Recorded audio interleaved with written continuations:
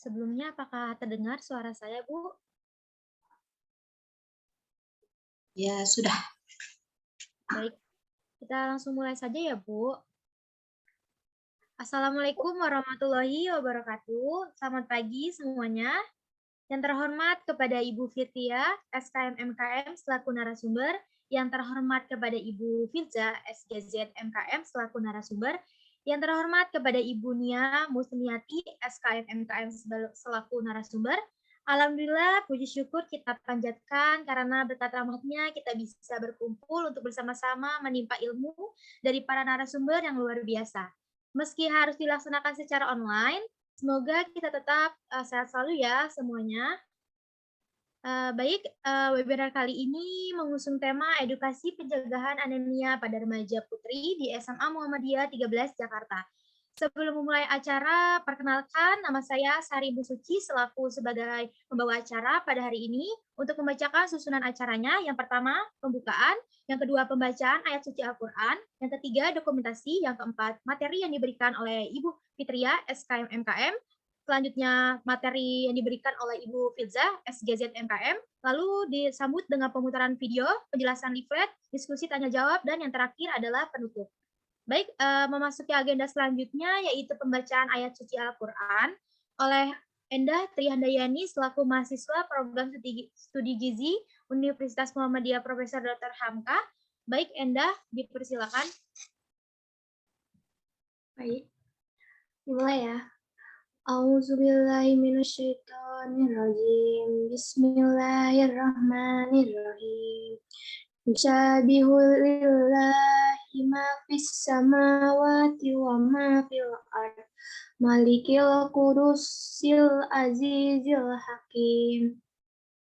Wallazi ba'assa fil ummiyina rasulam minhum yatlu alaihim ayatihi wa yuzakkihim wa yu'allimuhumul kitaba wal hikmata wa in kanu min qablu lafi dolalim mubin wa akhrina minhum lama yalhaqu bihim wa huwa azizul hakim.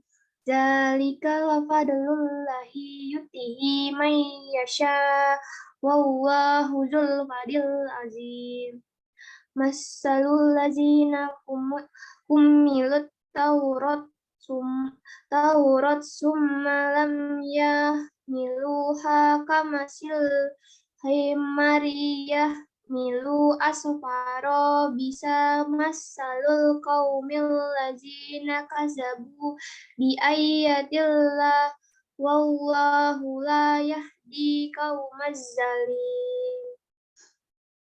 Qul ya ayyuhallazina haddu in zammatum anakum awliya lillahi min dunnasi fattamannawu mauta in kuntum sadiqin wala yattamannahu abadan bima qadammat aydihim wallahu alimun bizzalimin.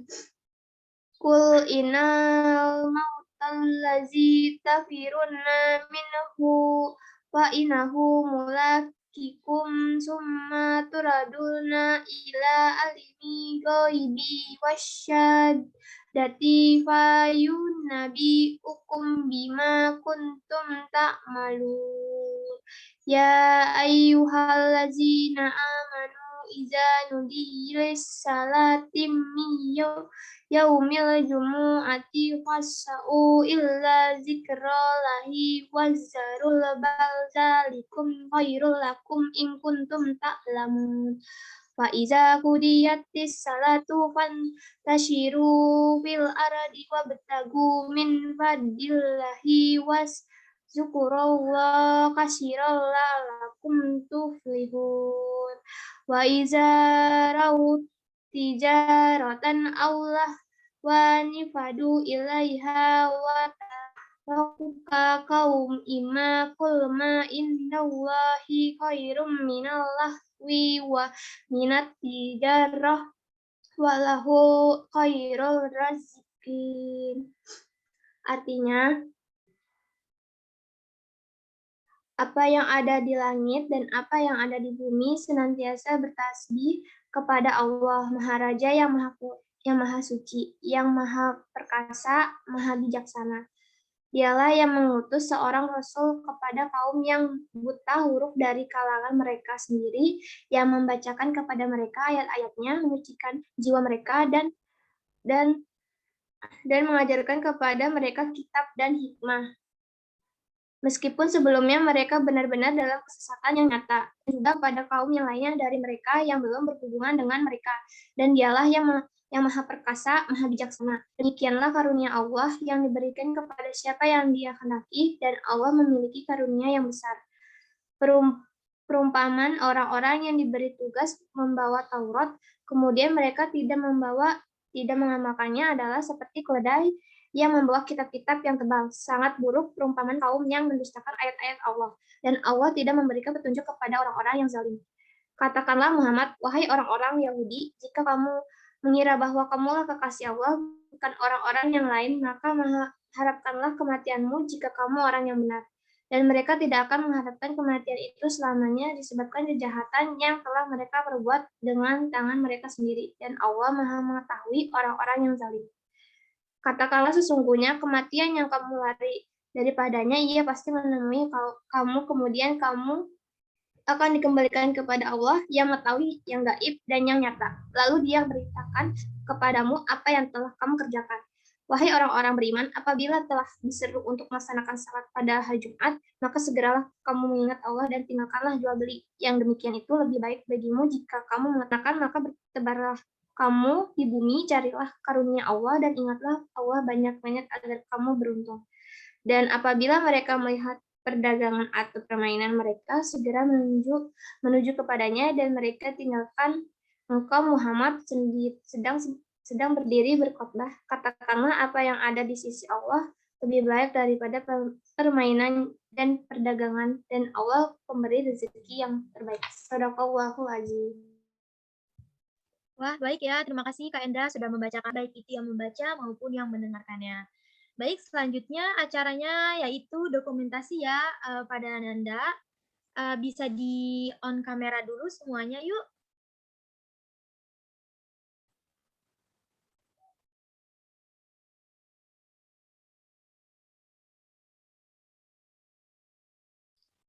Yuk yang cantik-cantik boleh di-onin kameranya dulu. Kita mau ada dokumentasi. Sebentar doang kok.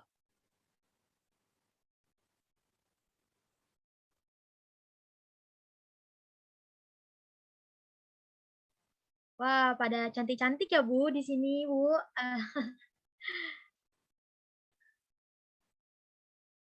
Boleh semuanya ditunggu ya.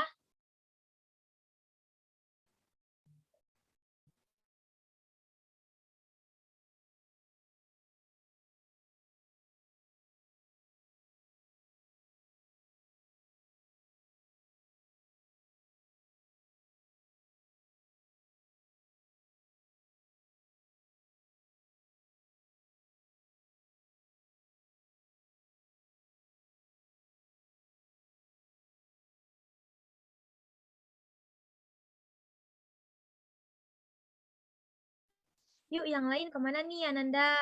Boleh sebentar di on kameranya.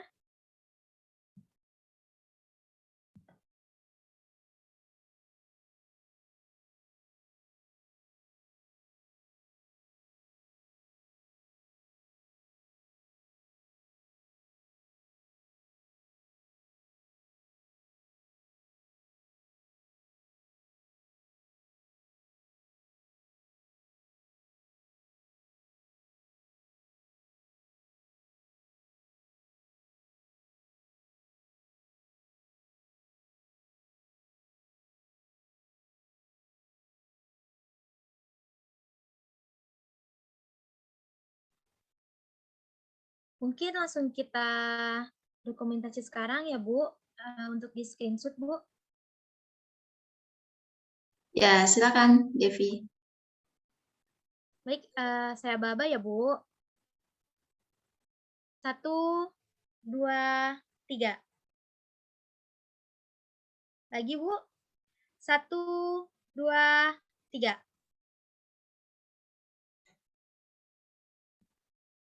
Dan selanjutnya, sudah, Devi? Sudah. Sudah. Baik, terima kasih kepada Anda semua yang sudah menghidupkan kamera ya. Lanjut saja ke acara yang selanjutnya. Kami akan serahkan kepada moderator, yaitu Devi Anissa selaku mahasiswa program studi gizi Universitas Muhammadiyah Profesor Dr. Hamka. Baik, Devi, waktu dan tempat saya persilakan. Ya, terima kasih, Sari. Ya, terima kasih kepada MC atas kesempatan yang diberikan. Sebelumnya, perkenalkan nama saya Devi Anissa Mulyawati, selaku mahasiswa Prodi Gizi UMK, yang saat ini sebagai moderator. Baik teman-teman sekalian, pada webinar kesehatan pada hari ini, kita mengambil tema edukasi pencegahan anemia pada remaja putri di SMA Muhammadiyah 13 Jakarta. Untuk itu, diharapkan kepada teman-teman semua untuk dapat memperhatikan dan mengikuti acara ini dengan sebaik-baiknya ya, supaya ilmu yang didapatkan bisa bermanfaat serta dapat diimplementasikan. Baik, selanjutnya saya akan menyampaikan beberapa ketentuan acara webinar pada hari ini. Yang pertama, selama pemateri menyampaikan materi, peserta diharapkan menyimak materi dengan sebaik-baiknya. Yang kedua, peserta dilarang mengaktifkan mikrofon saat pemateri menyampaikan materinya. Yang ketiga, peserta diharapkan on kamera jika memungkinkan. Yang keempat, peserta dapat bertanya melalui kolom chat atau menanyakan langsung kepada pemateri dengan menggunakan fitur raise hand. Yang kelima, sesi tanya jawab akan dibuka setelah ketiga pemateri menyampaikan materinya. Dan yang keenam, akan ada 2 door prize untuk penanya terbaik. Jadi buat teman-teman semua bisa nih disiapkan pertanyaannya. Ya, baik semuanya, kita akan memasuki sesi pertama, yaitu akan disampaikan materi oleh Ibu Fitria SKM MKM. Untuk menyampaikan materinya kepada Ibu Fitria, dipersilakan.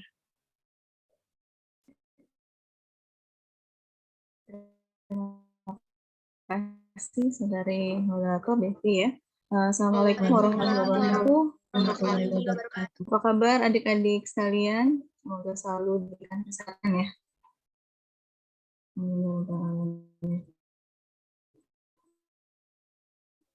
Sebelumnya sudah pernah mendengar tentang anemia? Sudah. Yang kalian tahu tentang anemia apa? Apa sih anemia?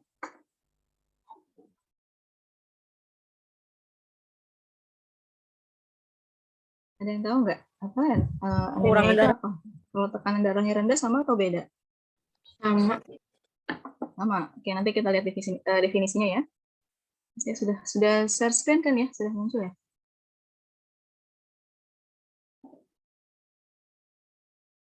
Oke, anemia pada remaja putri atau biasa kita singkat dengan rematri ya. Oke, apa sih anemia? Anemia ini adalah suatu kondisi di mana kadar hemoglobin atau Hb dalam darah itu lebih rendah daripada normal. Itu kalau yang tadi teman-teman bilang kurang darah, ini bahasa awamnya ya, jadi memang kurang selera merahnya, tapi berbeda dengan tekanan darah rendah. Kalau tekanan darah rendah, tensi darahnya yang rendah ya, jadi bukan anemia, itu beda arti ya. Nah, caranya gimana sih Bu? Biar kita tahu, caranya adalah dengan cek laboratorium, jadi periksa darah. Nanti dari situ terlihat berapa sih nilai Hb-nya. Gitu. Nah, biasanya untuk remaja putri, itu untuk nilainya itu kurang dari 12 gram per desiliter ini yang disebut dengan anemia. Jadi kalau nilainya lebih rendah daripada 12, itu disebut anemia. Nah, dampaknya apa sih kalau remaja putri mengalami anemia? Yang pertama, daya tahan tubuh turun. Kalau daya tahan tubuh turun, dia rentan karena penyakit infeksi, jadi rentan sakit, mudah sakit. Yang kedua, menurunnya kebugaran dan juga ketangkasan berpikir. Kenapa? Karena oksigen yang ke sel otot ataupun sel otak menurun atau berkurang. Nah, yang ketiga, menurunnya prestasi belajar dan juga produktivitas atau kinerjanya menurun. Nah, selanjutnya, dampak ini tidak hanya stop sampai sini ya, jadi nanti ketika remaja putri hamil, ini akan dampaknya itu akan terbawa terus sampai nanti dia hamil kemudian melahirkan. Nah, pada saat hamil akan terjadi apa? Risiko pertumbuhan janinnya terhambat atau nanti melahirkan bayi yang prematur, jadi belum cukup bulan sudah lahir, atau BBLR, berat bayi lahirnya itu rendah, biasanya kurang dari 2.500 gram. Ataupun nanti ada gangguan lain, gangguan tumbuh kembang anak, seperti stunting ya, atau pendek, kemudian gangguan neurokognitif. Nah, selain itu apalagi dampaknya? Bisa juga pendarahan, baik sebelum atau saat melahirkan. Nah, ini yang nanti bahaya ya, bisa mengancam keselamatan baik ibu ataupun bayinya. Nah, selanjutnya, ketika bayi lahir dengan cadangan zat besi yang rendah, nanti akan berlanjut nih ketika nanti dia sudah terlahir ya. Jadi pada saat bayi ataupun pada saat anak-anak dia juga nanti akan rendah cadangan zat besinya. Nah, yang terakhir adalah bisa meningkatkan risiko kesakitan dan juga kematian neonatal atau bayi. Untuk masalah anemia ya, untuk proporsinya ini pada umur 15 sampai 24 tahun itu sebesar 32%. Nah, berdasarkan hasil penelitian masih banyak ya ditemukan remaja yang anemia. Ini pada tahun 2019 ditemukan pada remaja putri cukup tinggi 63% untuk yang menderita anemianya. Nah, untuk cakupannya ini di DKI Jakarta ada 10,3%. Nah, ini masih lebih rendah ya dibandingkan di Indonesia, yaitu 12,4%. Apa sih sebabnya seorang itu atau remaja putri mengalami anemia? Yang pertama, defisiensi zat gizi. Dari apa, Bu? Misalnya, rendahnya asupan. Asupan gizinya kurang, baik itu dari protein hewani atau nabatinya kurang. Karena makanan ini ya, atau zat gizi ini, dia baik untuk mengandung zat besi, asam folat, ataupun vitamin B12. Selanjutnya, penyakit infeksi. Penyakit infeksi juga bisa juga karena perdarahan. Bisa karena infeksi cacing ya, atau trauma, misalnya kecelakaan ya, banyak mengeluarkan darah, atau menstruasi. Mungkin bagi teman-teman remaja putri yang menstruasinya lama, kemudian banyak, nah ini bisa berisiko. Yang ketiga adalah penyakit keturunan atau bawaan ya, ini thalassemia. Nah, kenapa sih rematri ini rentan menderita anemia? Ya, yang pertama kan masa remaja ya, masa pubertas, mengalami pertumbuhan yang sangat cepat sehingga butuh asupan zat gizi dan juga zat besi yang lebih banyak. Kemudian yang kedua, kadang-kadang remaja suka melakukan diet yang keliru nih, tanpa memperhatikan asupan zat besi. Mungkin ingin terlihat lebih langsing, tapi kurang diperhatikan asupannya. Itu bisa terjadi. Kemudian remaja putri juga kurang nih untuk asupan zat besinya, ataupun asupan protein dalam makanan sehari-hari ini masih kurang. Yang terakhir, remaja putri kan haid ya, jadi mengalami haid, pasti kan keluar darah ya. Nah, ada juga remaja yang mengalami gangguan haid, seperti apa? Haidnya lebih panjang dari teman-teman yang lain mungkin, atau darah yang keluar lebih banyak dari teman-teman yang lain. Nah, ini dia bisa berisiko. Jadi butuh zat besi 2 kali lebih banyak ya daripada pada saat haid. Nah, gejalanya mungkin sering kalian dengar ya, apa sih? 5L. Lesu, letih, lemah, lelah, lunglai. Ini mungkin yang sering kalian dengar ya, entah di iklan atau di poster, di leaflet mungkin sering ya, 5L. Nah, selain itu bisa juga disertai dengan apa? Sakit kepala, ya, ataupun pusing, kepala seperti muter, gitu ya. Masih pagi ngantuk, gitu ya. Cepat lelah, itu gejala anemia. Sulit konsentrasi, karena sulit konsentrasi nanti ngaruhnya kalau untuk kadar Hb, kalau dia kurang dari 9, ini bisa menimbulkan gejala klinis seperti apa? Pucat, mukanya pucat, kelopak matanya pucat, bibir, kuku, ataupun telapak tangannya pucat. Nah, untuk pencegahannya seperti apa, Bu? Jadi kita konsumsi makanan yang mengandung sumber zat besi. Di sini ada dilihat ya, bisa dilihat dari gambarnya ada daging, hati, kacang-kacangan, bayam, sayuran hijau ini salah satu sumber makanan yang mengandung zat besi. Jadi untuk mencegahnya ya kalian mengonsumsi makanan yang sumber zat besi. Nah, untuk zat besi itu sendiri ada 2 ya, ada besi hem dan non-hem. Nah, yang besi hem ini adalah sumber zat utama yang berasal dari pangan hewani. Jadi seperti daging, hati, kemudian unggas, biasa ayam atau bebek gitu ya, dan juga ikan. Nah, untuk sumber yang berasal dari pangan hewani ini lebih baik serapannya ya, jadi sekitar 20-30% jika dibandingkan dengan yang non-hem. Nah, yang non-hem ini apa, Bu? Jadi yang makanan yang bersumber dari pangan nabati. Seperti apa misalnya? Sayuran yang berwarna hijau tua, mungkin kalian pernah dengar bayam ya. Itu bayam bagus. Kemudian singkong, ataupun kelompok kacang-kacangan, ada tahu, tempe, ini juga bagus untuk sumber zat besi, tapi memang daya serapnya lebih rendah, hanya 1-10%. Nah, selanjutnya pada saat makan misalnya bisa juga ditingkatkan dengan apa? Dengan makanan atau minuman yang bisa membantu penyerapan zat besi seperti buah-buahan yang mengandung vitamin C. Buah apa saja yang mengandung vitamin C? Bisa jeruk ya, ataupun jambu biji itu bisa. Nah, kemudian kita kurangi nih makanan atau minuman yang menghambat penyerapan zat besi. Mungkin pernah dengar istilah apapun makanannya, minumnya, pernah dengar iklan itu ya. Nah, baiknya kalau pada saat makan, teman-teman ini minumnya air putih. Boleh minum teh ataupun susu, tapi tidak berbarengan dengan makan. Itu baiknya seperti itu. Nah, selanjutnya ada juga program pemerintah, yaitu fortifikasi. Jadi, menambahkan zat gizi tertentu ke dalam makanan. Contohnya, zat besi.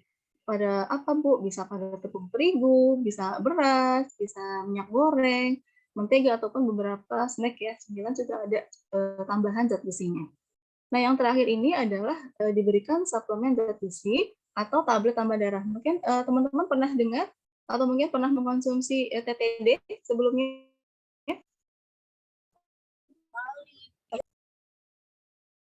Sudah pernah ya? Nah, itu adalah tablet tambah darah. Nah, ini diminumnya 1 kali seminggu.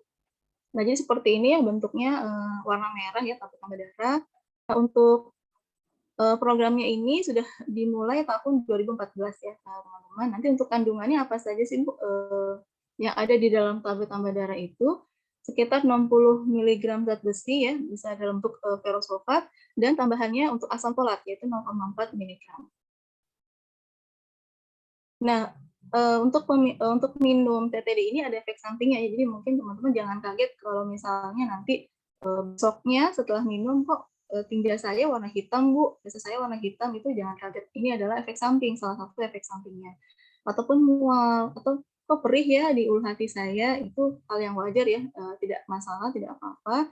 Nah, bisa kita lakukan cara untuk mengurangi gejala-gejala ini.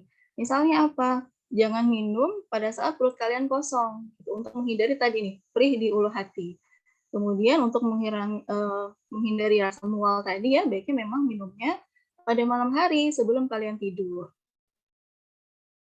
Nah, untuk aturannya sendiri, TTD itu diberikan atau dikonsumsi 1 tablet ya, teman-teman, 1 tablet per minggu. Kemudian pada saat kalian menstruasi, minum 1 tablet per hari. Nah, untuk meningkatkan penyerapan zat besi, baiknya dikonsumsi bersamaan dengan buah-buahan tadi yang mengandung vitamin C. Apa bisa buah jeruk, bisa pepaya, mangga, atau jambu biji itu bisa. Ataupun makanan yang mengandung sumber protein hewani seperti hati, ikan, unggas, ataupun daging. Nah, untuk minum TTD ini baiknya dengan air putih ya, jadi minumnya dengan air putih. Kemudian hindari minum dengan teh ataupun kopi. Kenapa? Karena mengandung fitat dan tanin yang bisa menghambat penyerapan zat besi. Atau tidak boleh juga konsumsinya berbarengan dengan susu atau tablet kalsium yang dosisnya tinggi, karena nanti bisa menghambat penyerapan. Atau minum dengan obat sakit MAH. Jadi teman-teman boleh minum teh, kopi, susu, ataupun obat MAH ini, tapi memang sebaiknya 2 jam ya, 2 jam sebelum atau sesudah konsumsi TTD. Jadi sehingga tidak mengganggu penyerapan dari zat besi tadi. Terima kasih. Saya kembalikan ke moderator. Ya, terima kasih Bu Fitria atas materinya yang sangat luar biasa. Ya, diingatkan lagi ya buat teman-teman yang ingin bertanya, bisa langsung bertanya melalui kolom chat atau nanti di sesi terakhir menggunakan fitur raise hand. Baik, yang selanjutnya kita akan ke materi kedua, yaitu Ibu Filza Banslida. Bu Filza, dipersilakan.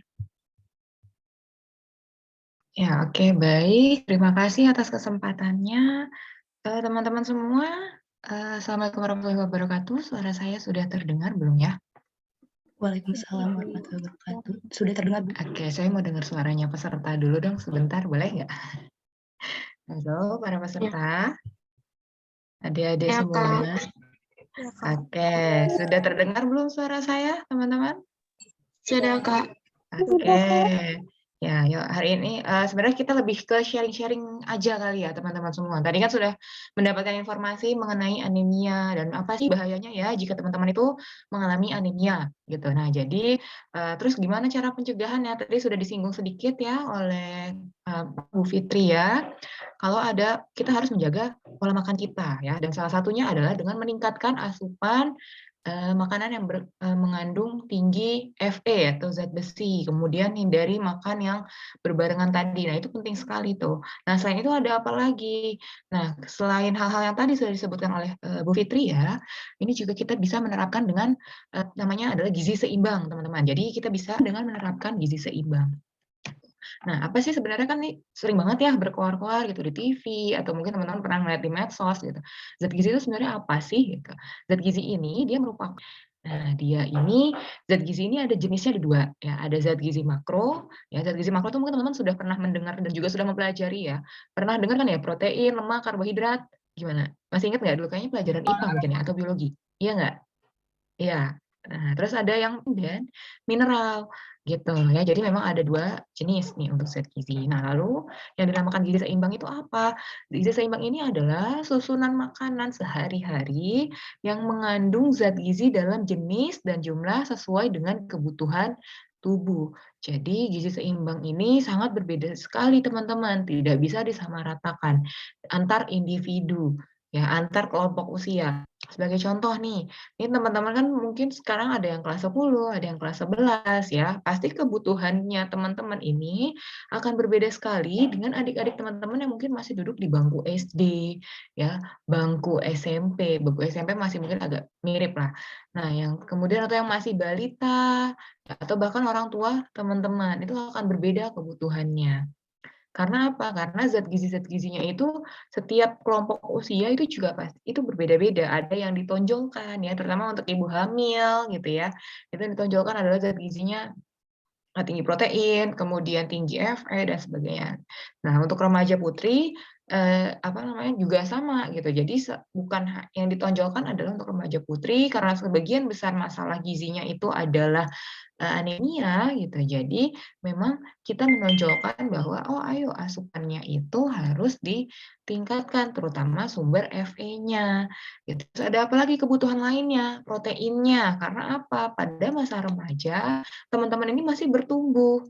Nah, dalam bertumbuh ini kan teman-teman butuh zat gizi yang banyak gitu ya. Selain protein, kemudian vitamin dan mineral teman-teman juga butuh. Nah, sebenarnya semua juga butuh hal tersebut gitu, apa zat gizi tersebut. Tapi jumlahnya pasti akan berbeda gitu.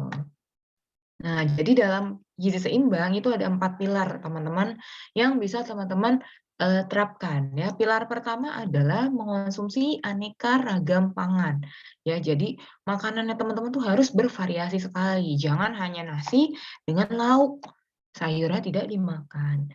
Gitu. Atau dengan nasi dan tempe dan apa namanya? Mungkin ya hanya lauknya ya. Itu tadi termasuk lauknya. Atau dengan ayam saja atau dengan tempe saja gitu. Tapi sayurnya tuh nggak mau teman-teman makan. Gitu. Atau teman-teman saya nggak mau tadi juga sudah disinggung ya oleh Bu Fitri ya.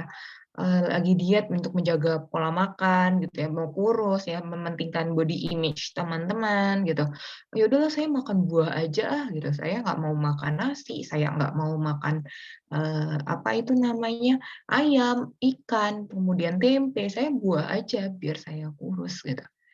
Nggak bisa gitu. Karena apa? Teman-teman tuh masih butuh makanan dari proteinnya itu tadi karena teman-teman masih bertumbuh gitu mas. Teman-teman kan jangan sampai nih untuk menjaga bilangnya mau menjaga biar kurus biar ini, tapi ingat teman-teman kita ini dalam menjaga badan jangan hanya kurus, jangan hanya gemuk, tapi yang penting adalah sehat ya dan seimbang itu tadi. Jadi makanannya yang kita makan itu usahakan selalu beraneka ragam gitu. Jadi banyak variasinya.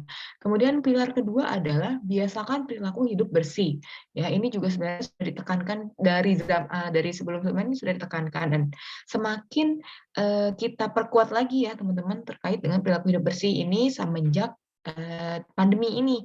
Ya, ini kan juga bermanfaat sekali karena apa? Untuk mencegah agar teman-teman tidak mudah terkena infeksi Gitu. Kemudian melakukan aktivitas fisik. Ya, aktivitas fisik juga nih, ya aktivitas fisik itu nggak melulu harus jogging, kemudian bersepeda, ya nggak melulu harus itu. Teman-teman tuh bisa melakukan apa misalnya? Teman-teman di rumah kan ya, masih school from home ya, SFH. Nah, pas itu mungkin bisa nih saat istirahat atau setelah sekolah ya, teman-teman bantu orang tua teman-teman buat bersihin rumah, nyapu misalnya, ngepel, kemudian cuci piring ya, terus menjemur, menyetrika, itu termasuk aktivitas fisik karena teman-teman gerak. Gitu. Aktivitas fisik itu adalah gerakan yang dilakukan oleh tubuh teman-teman yang membutuhkan energi. Nah, energi itu bahan bakar gitu ya. Jadi memang memang aktivitas fisik itu tidak melulu tentang olahraga ya, itu agak berbeda. Kalau olahraga tuh banyak jenisnya ya, ada kardio, kemudian ada yang maksudnya ada jenisnya ya, ada yang aerobik misalnya, terus ada yang badminton misalnya, futsal ya. Nah, itu olahraga, tapi termasuk aktivitas fisik nggak termasuk karena dia membutuhkan gerakan dan yang mengeluarkan energi gerakannya gitu. Tapi aktivitas fisik itu tidak melulu tentang olahraga, tapi olahraga juga termasuk dengan aktivitas fisik. Nah, kemudian pilar terakhir adalah memantau berat badan secara teratur ya. Jadi memang nih teman-teman mungkin di rumah aja, terus jadi karena di depan laptop aja gitu ya, nggak apa kurang nih geraknya. Nah, jadi berat badannya pun juga harus diatur ya, harus dikontrol nih. Gitu. Nah, terus aktivitas fisiknya gimana ya? Jadi kalau misalnya teman-teman hanya depan laptop aja, terus gimana dong geraknya? Ya sesekali gitu ya, misalnya lagi ada break saat sekolah, teman-teman berdiri dulu, goyang apa tuh, pemanasan lah, kayak pemanasan yang tangan ke depan, tangan ke atas, ya gerak-gerak sedikit, terus atau jalan di tempat, ya melakukan aktivitas fisik. Nah, dari keempat pilar tersebut, teman-teman ini ada yang namanya tumpeng gizi seimbang. Di sini ini adalah makanan-makanan apa saja sih yang sebaiknya dikonsumsi oleh teman-teman semua biar gizi teman-teman itu tetap seimbang gitu ya. Jadi kita mulai dari yang paling bawah dulu. Ya, namanya juga ini namanya kan tumpeng ya atau tumpeng itu kan berarti semakin mengerucut ya. Nah, paling atas tuh yang kecil gitu. Nah, sama. Jadi memang semakin mengerucut, semakin ke atas, itu semakin sedikit juga kebutuhannya. Gitu. Kita ambil contoh di sini. Jadi yang paling bawah nih ya, kita sebagai dasarnya. Ini teman-teman tadi ya, mencuci tangan. Ya, memang mencuci tangan, menjaga kebersihan itu penting sekali. Karena apa? Untuk mencegah teman-teman biar tidak mudah atau tidak membawa virus, bakteri, dan sebagainya. Kemudian melakukan aktivitas fisik, ya, yang di bawah ini nih, yang hitam-hitam. Jadi nggak melulu olahraga ya. Olahraga maksudnya adalah yang tadi yang lari, yang bersepeda, berenang, main badminton. Tidak melulu soal itu, aktivitas fisik itu. Menyapu, teman-teman termasuk aktivitas fisik. Kemudian berjalan kaki sebenarnya itu juga termasuk aktivitas fisik. Kemudian memantau berat badan. Ya, ini berat badan juga harus kita kontrol. Gimana caranya? Ya, mungkin ya seenggaknya sebulan sekali lah kita coba yuk timbang berat badannya berapa sih gitu. Ada perubahan enggak? Atau ya sama aja atau gimana. Nah, kemudian tadi setelah aktivitas-aktivitas tersebut, lalu kita masuk ke makanannya. Nah, kita lihat yang paling bawah ini ada 3-4 porsi. Ini apa saja? Ini adalah hidrat harang atau makanan atau bahan makanan sumber karbohidrat. Ya, apa contohnya? Ada nasi. Lalu teman-teman bosan nggak mau makan nasi? Ya sudah, bisa diganti kentang, ubi, jagung, ya, tepung, eh, singkong. Nah, itu termasuk dari sumber karbohidrat. Bisa tuh teman-teman kalau bosan nggak mau makan nasi, ya udah coba diubah bahan makannya diganti. Nah, kemudian kita naik nih satu tingkat ke atas. Ya, ada apa saja di atas? Ada sayur dan buah. Untuk porsinya bagaimana? Sayur dan buah itu bisa sampai 3-4 porsi dan untuk sayur, sorry, dan untuk buah itu sekitar 2-3 porsi. Nah, kalau sayur misalnya nggak suka pahit atau apa gitu, coba cari sayur yang kira-kira apa namanya teman-teman harus mau gitu. Kenapa? Karena sayur itu apa namanya dia sumber vitamin, sumber serat ya tinggi sekali itu, bagus sekali untuk pencernaan teman-teman. Nah, sayur itu kalau misalnya teman-teman nggak suka, kenapa teman-teman nggak suka? Pahit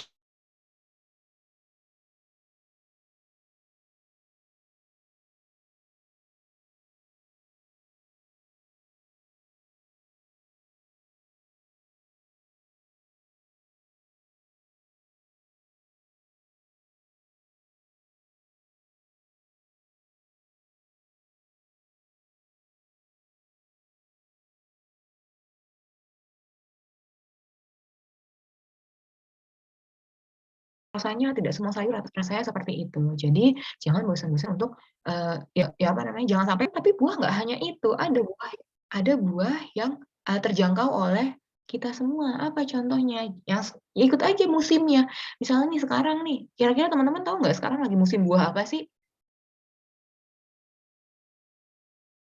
Ayo, yang suka ke pasar atau yang mungkin suka dilihat-lihat di pinggir jalan? Ada yang tahu? Mangga. Nah, iya, betul. Sekarang lagi musim mangga ya, banyak banget. Kalau di dekat rumah saya tuh lagi banyak yang jual duren. Yaitu duren berapa tuh? 100.000 3 atau berapa tuh. Nah, kalau lagi murah memang murah gitu kan, tapi kalau lagi mahal memang mahal gitu. Nah, terus gimana taktiknya? Taktiknya adalah teman-teman konsumsi buah yang sedang musim saat itu. Gitu. Kayak sekarang tadi teman-teman bilang lagi ada banyak buah nih, buahnya mangga, ya sudah teman-teman mungkin sekarang lagi makannya mangga terus karena mangga lagi murah. Gitu. Terus nanti kalau sekarang selanjutnya mungkin habis mangga biasanya suka ada rambutan juga ya, rambutan atau apa gitu. Nah itu kalau lagi musim kan pasti buah itu akan murah teman-teman. Gitu. Jadi makanlah buah yang memang sedang musim. Gitu. Jadi jangan nih sekarang lagi musimnya adalah mangga. Nah, tapi teman-teman pengennya makan apa ya yang sekarang tuh lagi jarang tuh, pir misalnya ya, pengennya pir, terus apel gitu, stroberi. Nah, itu kan mungkin harganya lagi naik gitu, karena ya apa, karena nggak musim gitu, jadinya mahal. Padahal sebenarnya kalau lagi musim, itu kan pasti tidak semahal saat tidak musim, kayak gitu. Jadi kalau untuk buah, taktiknya adalah makanlah yang saat ini sedang musim. Sekarang musim buah apa, makan aja. Karena itu pasti harganya pasti tidak akan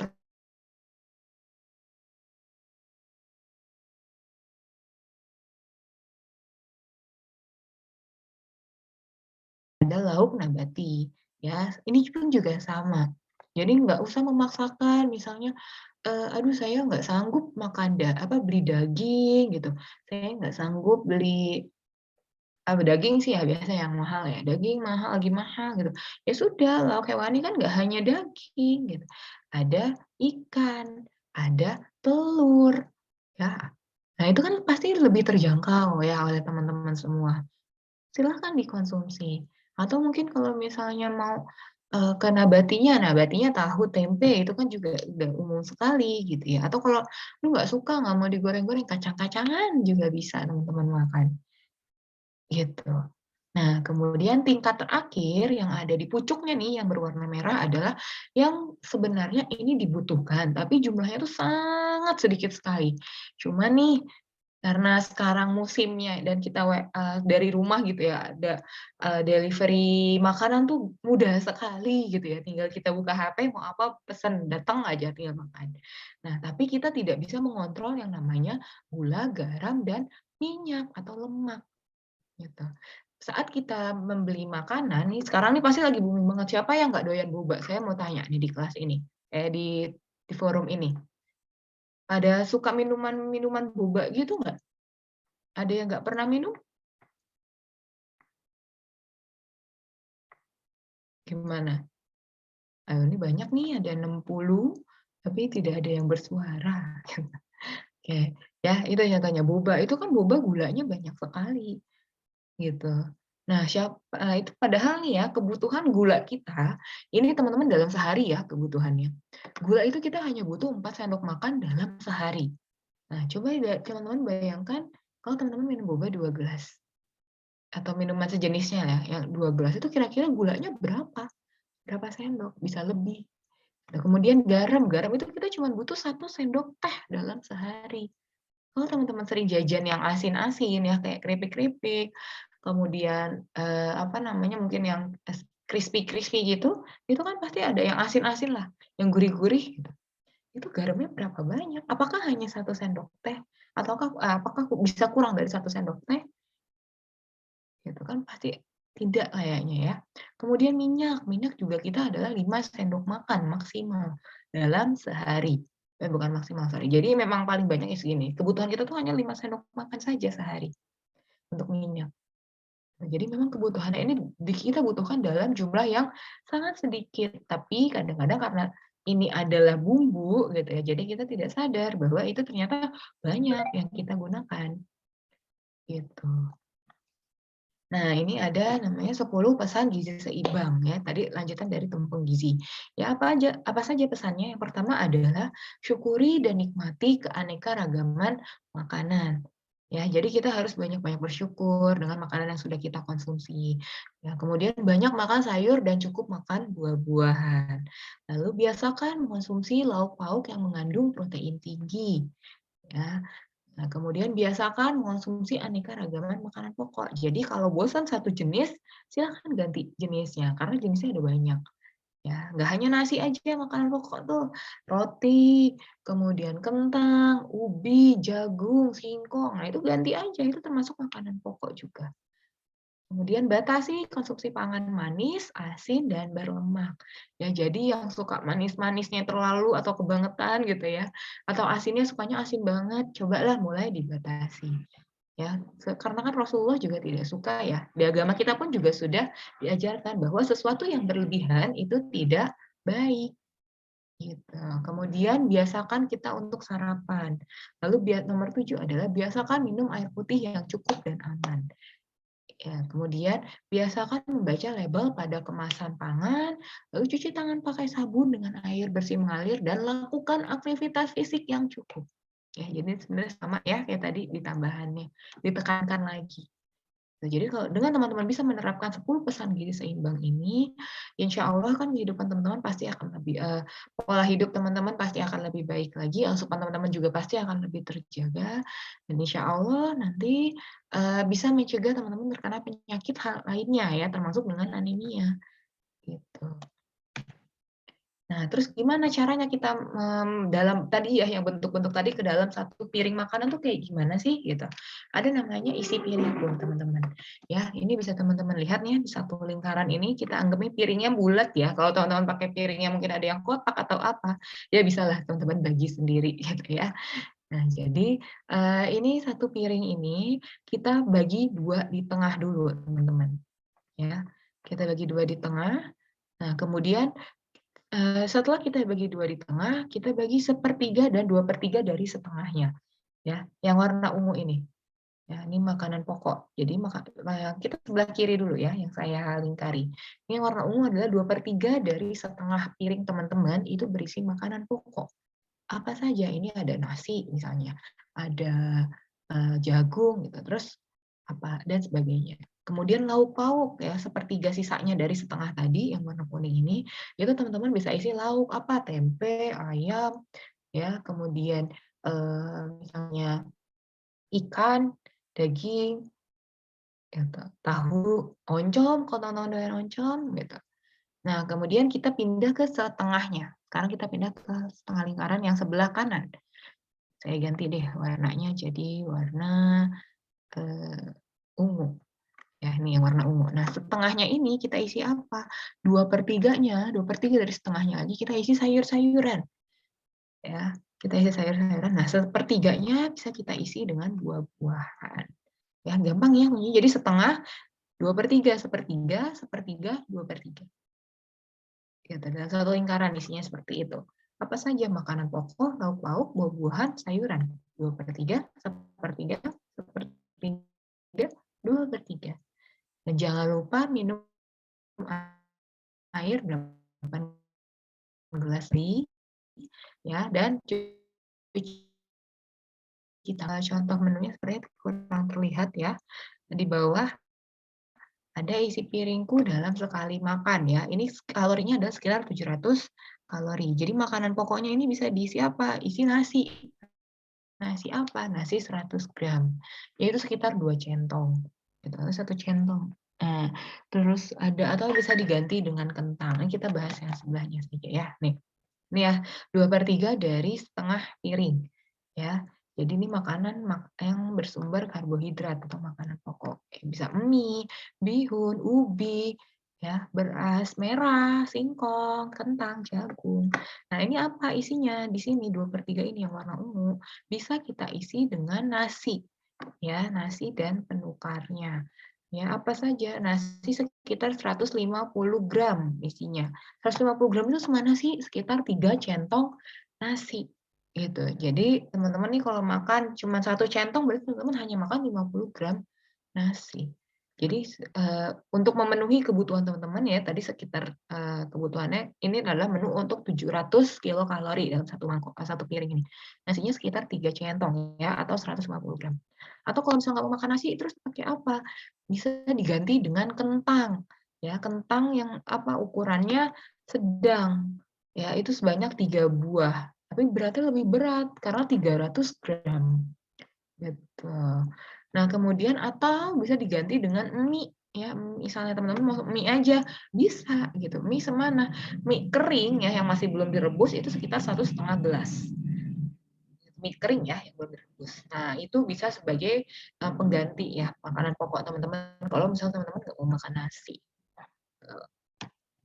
Nah, kemudian lauk pauk. Tadi lauk pauk kan dia ada sepertiga dari setengahnya ya, ini yang di kanan atas nih, saya lingkari. Ya, ini adalah sumber makanan makanan bersumber protein hewani dan nabati. Ya.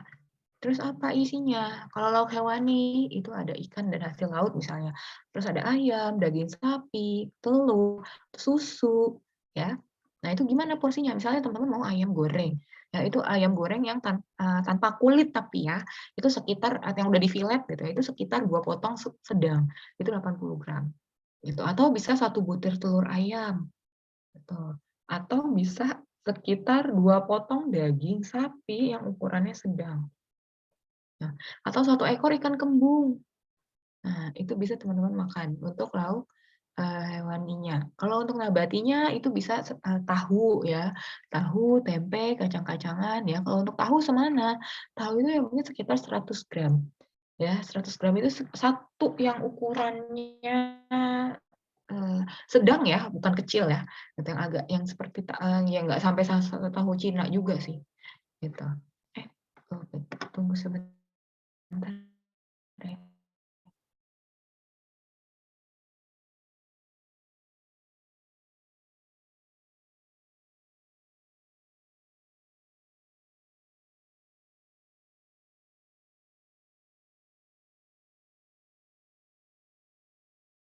Oke, mohon maaf ya. Oke, lanjut. Nah, ini untuk protein nabatinya. Ada tahu, tempe, kemudian kacang-kacangan. Ya, tempenya sekitar 2 potong, teman-teman. Ya, tempe goreng nih, kalau teman-teman ada di tempe goreng di rumah, itu ada 2 potong sedang ya. Usah ya, kita ke sana, dia ke sini. Sama aja. Oke, boleh di Cheryl, boleh di mute dulu.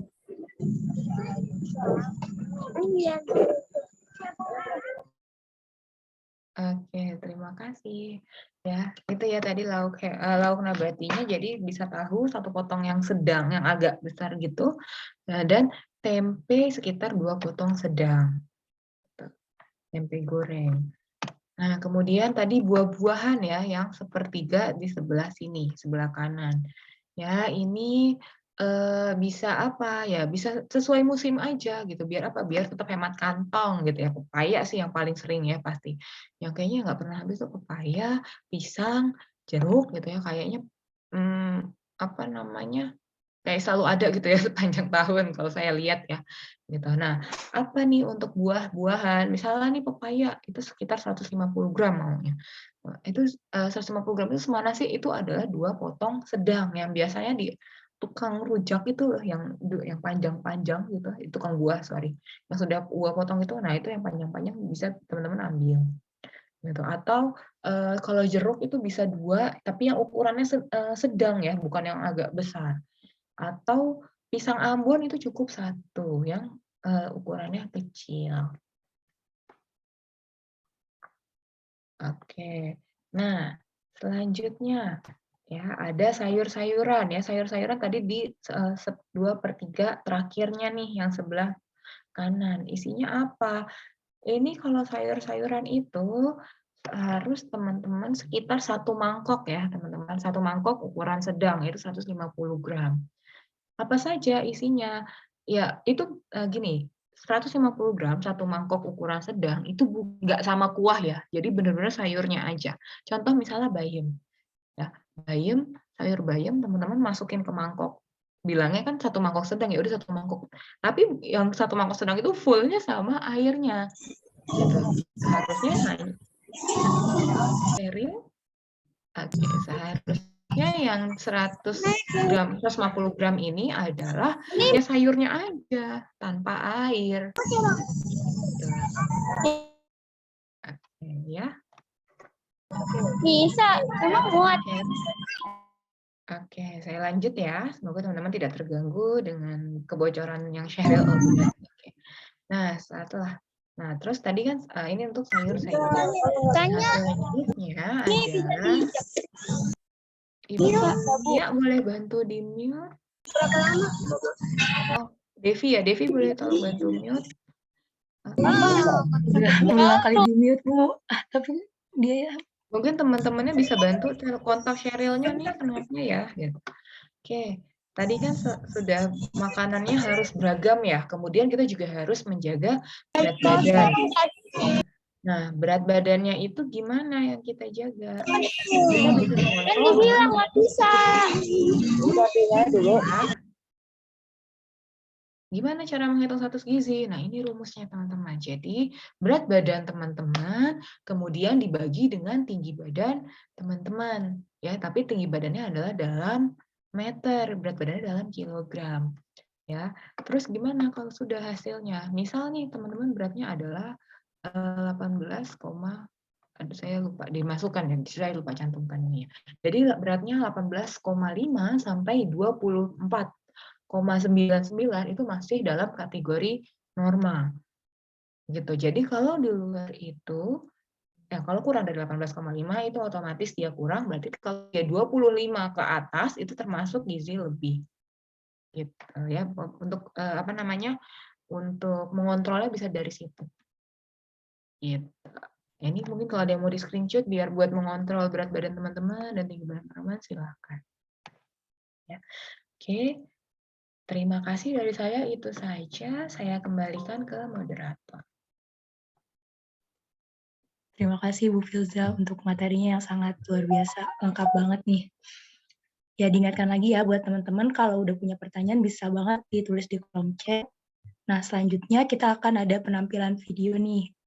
Jadi buat teman-teman diperhatikan ya videonya, karena videonya pasti bakal menarik banget. Kepada panitia yang share screen dipersilahkan. Sudah terlihat videonya? Sudah, Bu.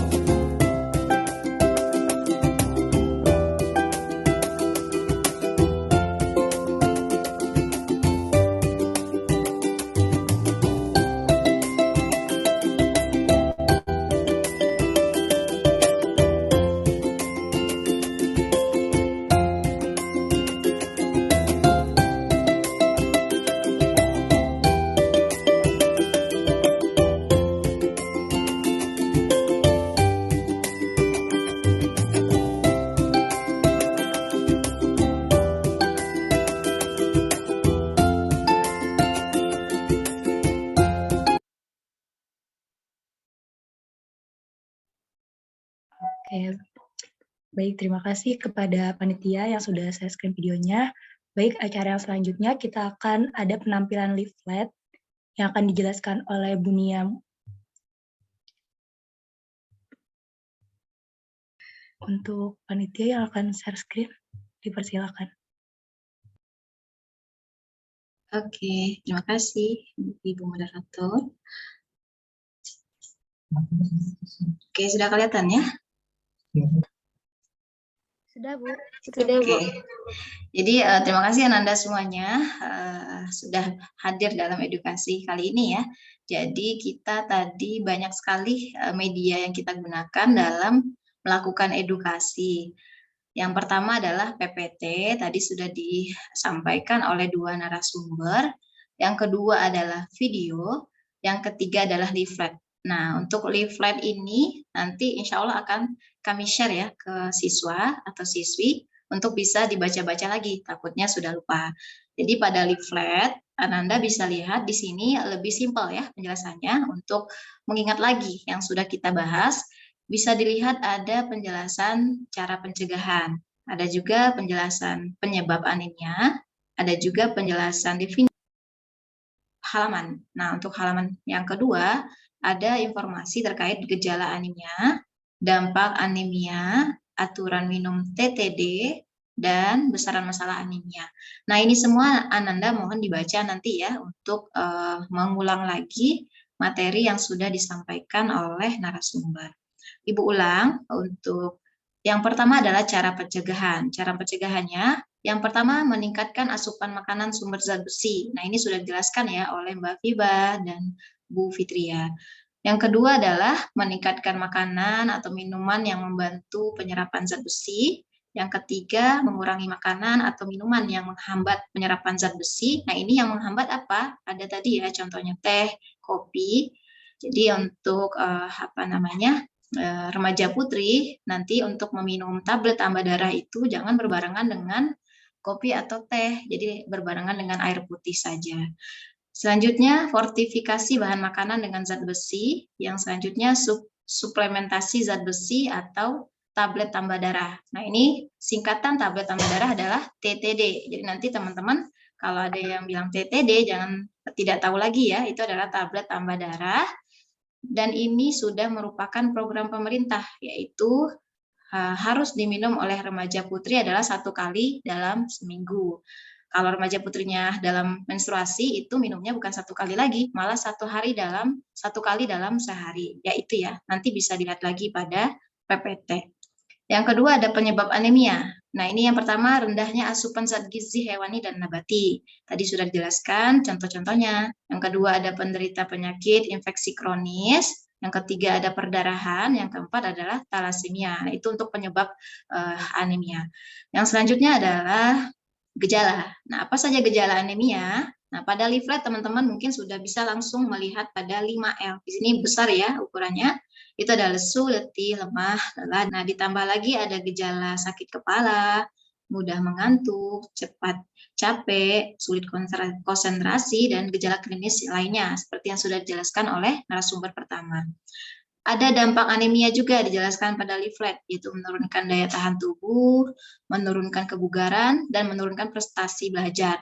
Nah, untuk remaja putri yang lebih terlihat ini adalah mungkin tadi ya, karena 5L berarti akan mengganggu ya prestasi belajarnya. Selanjutnya, bagaimana aturan minum TTD?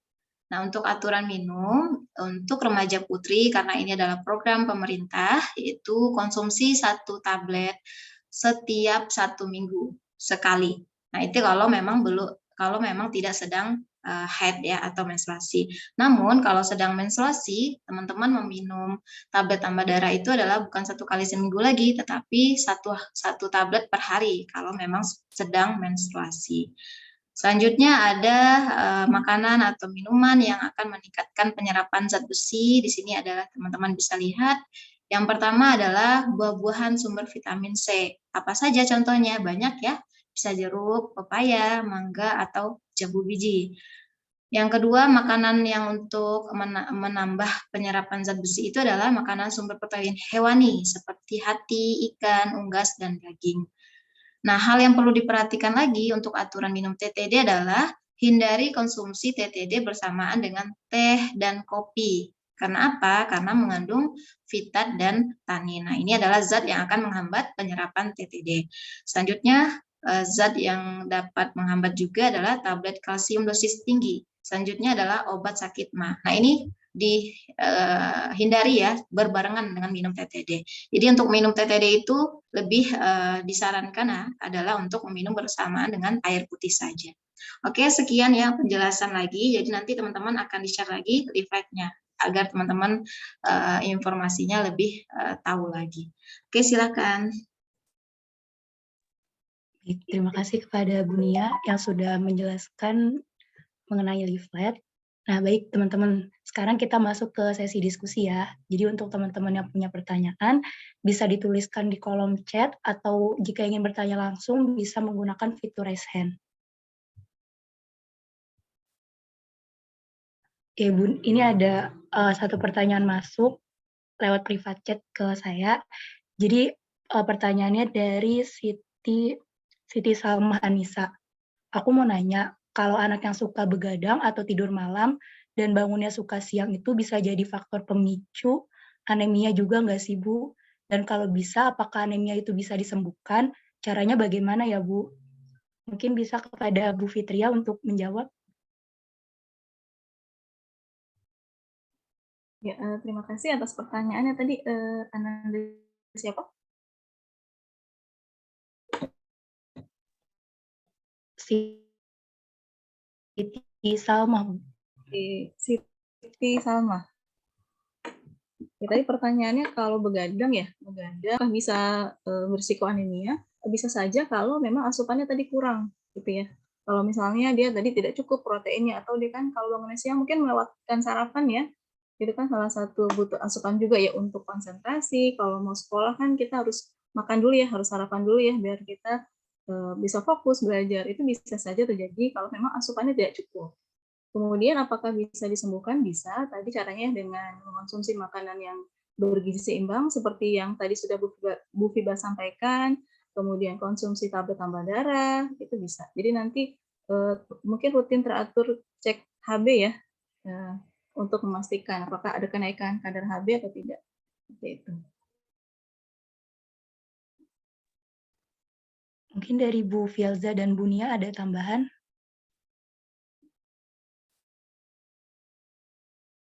Kalau dari saya sih tidak ya, karena tadi Bu Fitri juga sudah menjelaskan cukup jelas menurut saya. Ya, cukup juga, Devi. Baik, Bu. Bagaimana Siti Salma, apakah jawabannya sudah menjawab?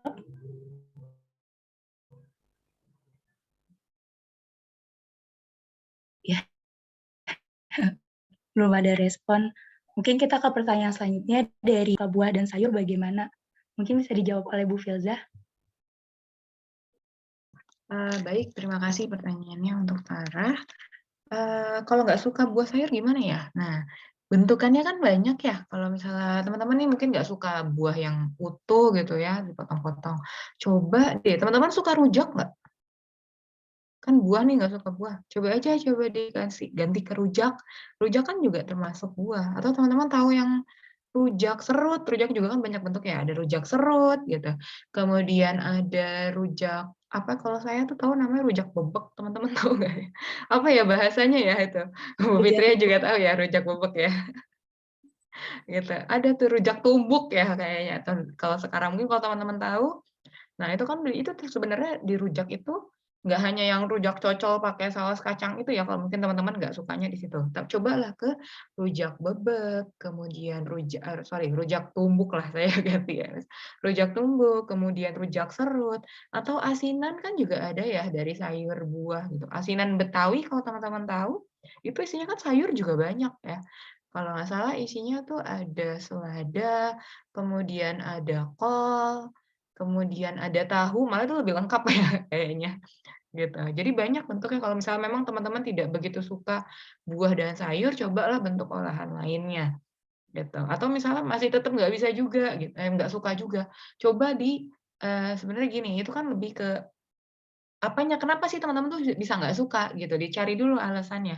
Kalau misalnya karena bentuknya atau karena yang cuma dimakan biasa aja itu nggak enak gitu, ya udah kan tadi bentuk lainnya banyak. Terus kita coba teman-teman bisa coba cari lagi, kenapa sih nggak sukanya? Itu sebenarnya nggak suka atau nggak mau gitu, karena kan beda ya nggak suka dengan nggak mau gitu.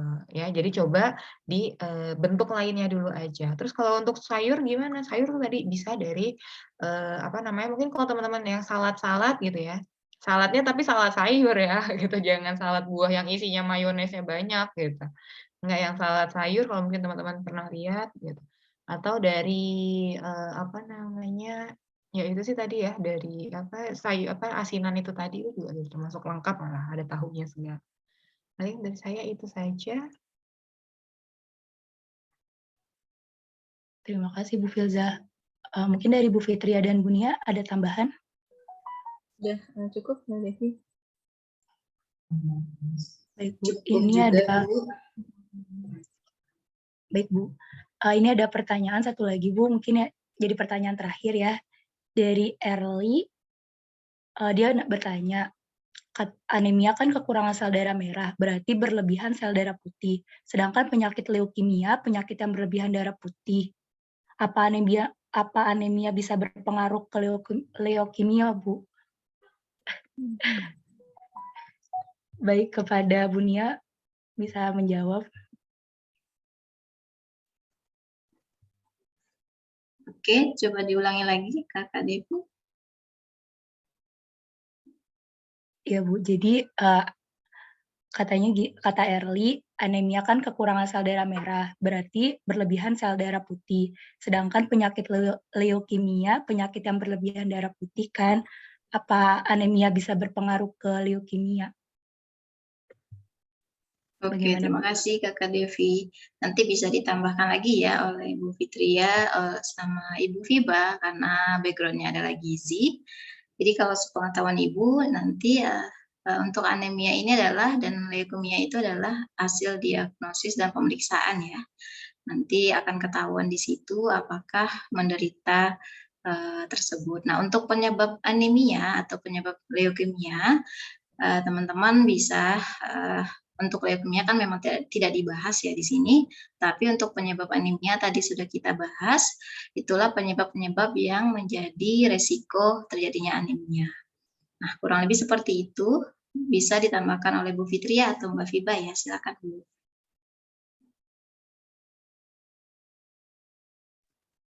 silakan kepada Ibu Fitria atau Bu Filza. Oke, mungkin saya sedikit nambahin ya. Jadi memang bukan berarti kalau penyakit leukemia itu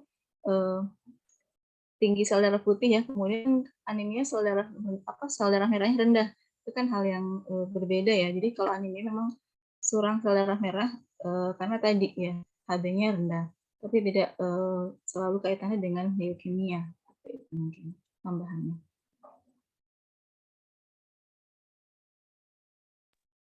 Dari Bu Filza, apakah ada tambahan? Mungkin menambahkan sedikit, jadi yang kalau leukemia, jadi gini, tadi ya dari Bu Fitria melanjutkan saja kan kalau dari Bu Fitria kan anemia memang jumlah sel darah merahnya rendah. Nah, tapi kan sel darah putihnya itu jumlahnya tetap sama. Jadi yang dikatakan leukemia itu adalah saat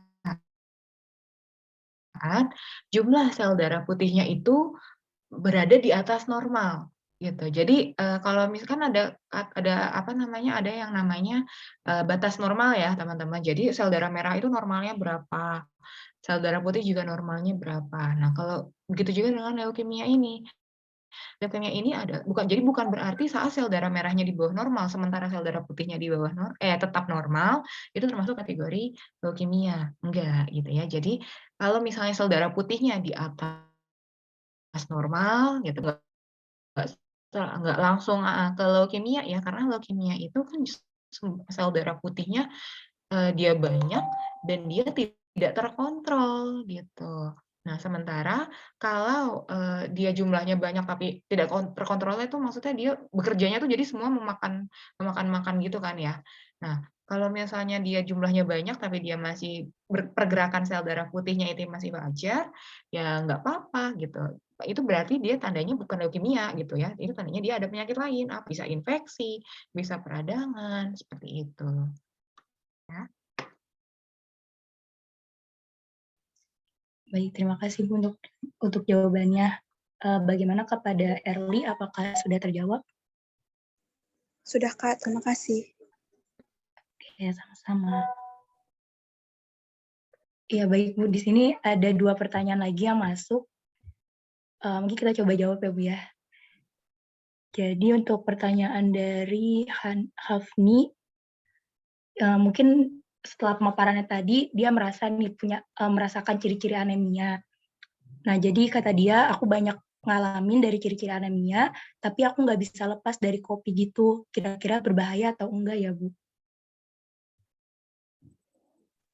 Mungkin dari Bu Fitria bisa menjawab. Ya, baik. mengalami ciri-ciri anemia atau gejala anemia, apa yang dirasakan? Ada nggak infonya? Atau sudah pernah cek kadar HB belum sebelumnya? Halo, Afni. Sebelumnya pernah tensi doang sih, Kak.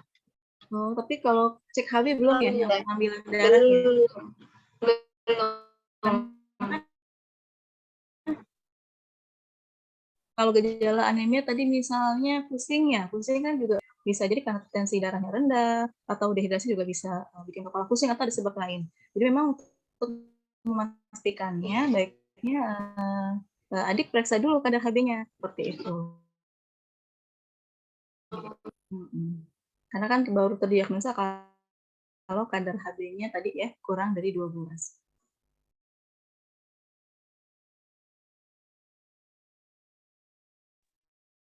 Kurangi ya kopinya, kalau mungkin kopi pencinta kopi banget ya mungkin pelan-pelan bisa dikurangi jumlahnya, jumlah cangkirnya seperti itu. Atau tadi minum kopi tidak bersamaan dengan makanan. Sambil makan minumnya air putih gitu. Mungkin baiknya seperti itu. Ya, selanjutnya kita ke pertanyaan terakhir dari Rahma Azra. Apakah yang menyebabkan remaja putri rentan terkena anemia? Silakan kepada Bu Fiazah untuk menjawab. Oke, kenapa ya remaja putri itu rentan terkena anemia? Yaitu tadi ya penyebab-penyebabnya seperti yang sudah dipaparkan oleh Bu Fitri ya saat tadi materi. Jadi memang bisa jadi dia tidak makan makanan yang bersumber Fe. Kemudian bisa jadi kayak tadi contohnya kasusnya temennya ya yang suka banget minum kopi gitu. Terus kebetulan minum kopinya itu berbarengan dengan makan yang makanan tinggi Fe. Ya apa contohnya daging, terus atau sayuran lain gitu. Nah, itu kan juga bisa menyebabkan jadinya Fe-nya tidak terserap gitu. Akhirnya apa? Ya akhirnya dia bisa terkena anemia ini. Gitu. Paling itu saja dari saya, Devi.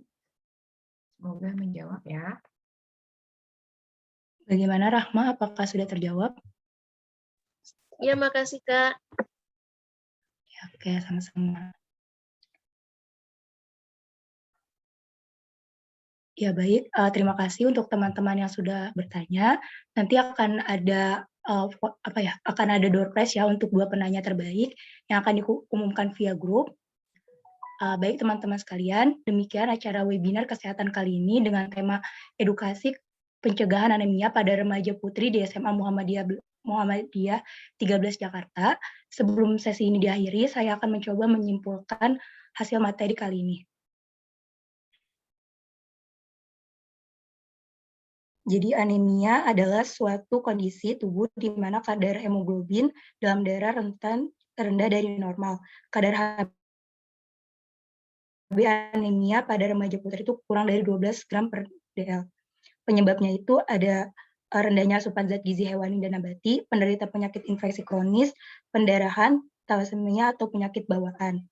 Terus ada cara pencegahannya untuk meningkatkan asupan makan sumber zat besi, meningkatkan makan atau minuman yang membantu penyerapan zat besi, mengurangi makan atau minuman yang menghambat penyerapan zat besi, fortifikasi bahan makanan dengan zat besi, dan suplementasi zat besi atau tablet tambah darah 1 kali seminggu.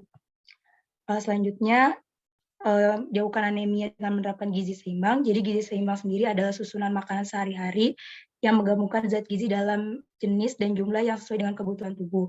Dan ada 4 pilar gizi seimbang, yaitu mengonsumsi aneka ragam pangan, membiasakan PHBS, melakukan aktivitas fisik, memantau berat badan secara teratur, serta ada 10 pesan gizi seimbang. Baik, teman-teman sekalian, sekali lagi kami mengucapkan terima kasih kepada para pemateri dan juga seluruh hadirin yang telah berpartisipasi dalam kegiatan webinar kesehatan kali ini. Mohon maaf jika ada kesalahan dari saya. Akhir kata, saya selaku moderator undur diri. Terima kasih. Wabillahi taufiq wal hidayah. Wassalamualaikum warahmatullahi wabarakatuh. Saya kembalikan kepada MC. Waalaikumsalam warahmatullahi wabarakatuh. Wah, terima kasih ya kepada Kak Depi yang sudah memoderatori pada acara kali ini. Selanjutnya akan ada arahan oleh Ibu Nia. Baik, Ibu Nia, dipersilakan, Bu. Baik, terima kasih. Oke, ini masih ada 49 ya. Jadi kurang lebih tadi ada beberapa siswa yang keluar. Namun untuk arahan selanjutnya, izin Ibu menyampaikan, terima kasih untuk siswi ya, Sekolah SMA Muhammadiyah 13 Jakarta yang bersedia ikut dalam kegiatan ini. Nah, insya Allah semoga kegiatan ini bisa menambah ilmu ya untuk Ananda semuanya, dan tidak sampai di sini saja. Jadi Ananda bisa langsung melakukan pencarian informasi ke internet atau referensi buku-buku untuk mendalami tentang edukasi anemia. Nah, selanjutnya Ibu ingin menyampaikan akan ada post-test atau kuesioner post-test, namun itu akan diisi nanti. Sehingga Ananda semuanya, Ibu akan membuatkan satu grup lagi yang berjudul, grupnya itu adalah post-test edukasi anemia. Nah, grupnya itu sudah di-share ya, di chat. Coba Ananda lihat chatnya sudah ada link tautan untuk bergabung ke grup. Nah, nanti di grup tersebut Ibu akan share materi-materi yang kita sampaikan hari ini, yaitu ada PPT, ada video, ada leaflet, sehingga nanti teman-teman atau Ananda bisa membaca lagi. Selanjutnya, pada grup itu juga akan ada informasi untuk kuesioner post-test. Dan kabar baiknya atau bahagianya akan ada satu door prize lagi ya untuk yang post-testnya itu tertinggi. Insya Allah juga akan diumumkan pada grup tersebut. Jadi silakan ya dilihat semuanya pada chat. Kalau memang sudah kelihatan, silakan diklik untuk bergabung pada tautan tersebut. Jadi dari Ibu untuk mewakili ya Fikes UHAMKA. Jadi kalau Ananda semuanya ingin mengetahui UHAMKA, silakan searching di websitenya kita yaitu uhamka.ac.id ya. Siapa tahu teman-teman atau Ananda bisa bergabung dengan UHAMKA nantinya. Semangat selalu untuk Ananda semuanya. Terima kasih dan sukses ya. Assalamualaikum warahmatullahi wabarakatuh. Waalaikumsalam warahmatullahi wabarakatuh. Terima kasih Ibu Nia. Lanjut saja kita ke penutupan ya teman-teman. Alhamdulillahirabbil alamin. Semoga segala sesuatu yang kita dapatkan pada acara webinar kali ini bermanfaat bagi kita semua. Amin. Mengingat waktu yang sudah kita habiskan pada pagi ini, saya sebagai pembawa acara mohon maaf bila ada salah kata. Mari kita akhiri acara webinar ini dengan mengucapkan hamdalah. Alhamdulillahirabbil alamin. Baik, langsung saja saya tutup. Billahi fisabil fasabul khairat. Wassalamualaikum warahmatullahi wabarakatuh.